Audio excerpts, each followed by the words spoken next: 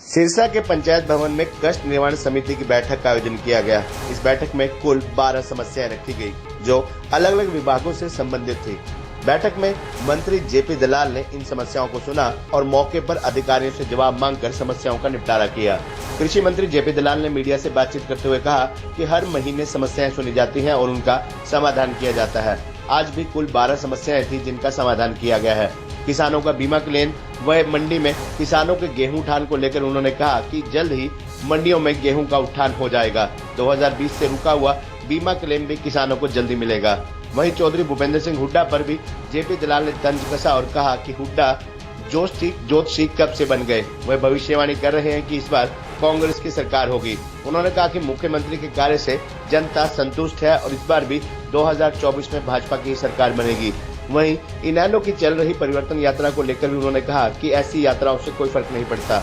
वहीं पत्रकारों द्वारा पूछे गए प्रश्न कि बीजेपी की कोई यात्रा 2024 को लेकर निकलेगी, तो जेपी दलाल ने कहा कि भाजपा सदस्य यात्रा करती आ रही है, चुनावी दौर में कोई अलग से यात्रा नहीं करती। समिति की बैठक हुई जिसके अंदर 12 एजेंडे थे। विषय का हमने समाधान कर दिया, 2 को पेंडिंग रखा और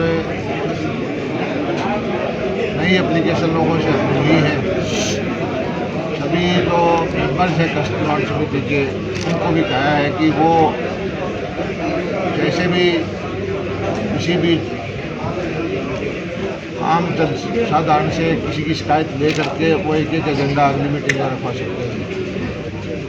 एक इनका विषय आया था कि इनकी गाड़ियाँ अंदर नहीं आती। हमने कहा कि इनको तो अलग से कोई निशान लगा करके इनकी गाड़ियाँ भी आने दें और रेगुलरली हम हर महीने मीटिंग करते हैं, आगे भी करते रहेंगे और हमारा मकसद यही है कि कानून का शासन स्थापित हो, हर आदमी की शिकायत सुनी जाए, अधिकारी हो या कर्मचारी हो, न्याय की भावना से काम करे। सरकार की यही इच्छा है कि कोई कितना दबंग हो, कोई कितना तगड़ा हो, कोई कितना कमज़ोर हो, सबको बराबर का हक मिले।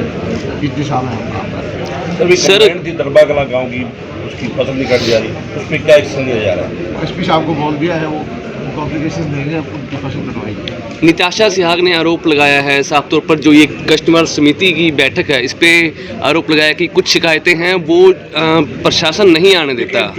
मैंने सभी को इनको बोल दिया है कि आगे से जो शिकायतें दें उनकी फोटोकॉपी दे दें मुझे।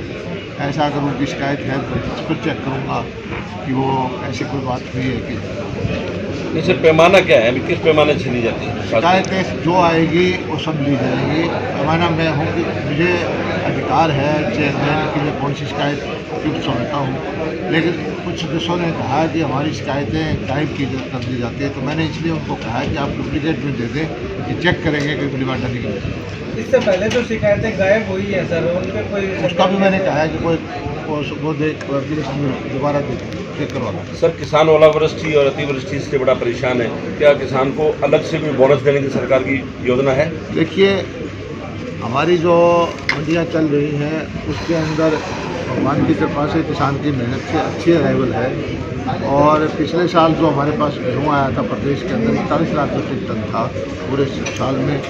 इस साल हमारा कल तक ही 52 लाख मीट्रिक टन आ चुका है और हमारी उम्मीद है कि 70-75 लाख मीट्रिक टन गेहूँ आएगा और मौसम की ठंड पड़ी है, उससे ईल्ड अच्छी आ रही है, किसान की उपज बढ़ी हुई लगती है। उठान की समस्या से किसान जूझ रहे हैं, आड़ती परेशान हो रहे हैं। मंडी में पैर रखने की जगह नहीं है सर।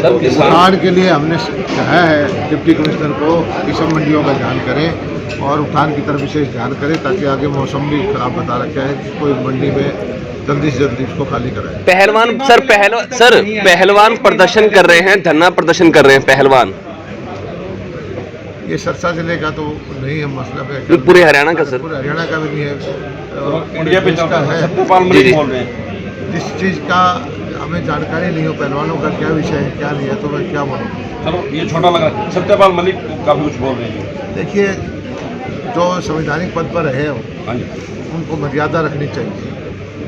उनको संविधान ने इतना बड़ा पद दिया, तो इतनी बड़ी जिम्मेदारी दी, उसी मर्यादा के हिसाब से बोलना चाहिए। मैं तो इतना ही कहूँगा। सर बीमा क्लेम में पहले से ही 1 महीना लेट है, अभी जब देने के बाद ये कंपनी ने कुछ डाउट लगा करके भेज दिए हैं। ऐसा है कि ये मेरे संज्ञान में है।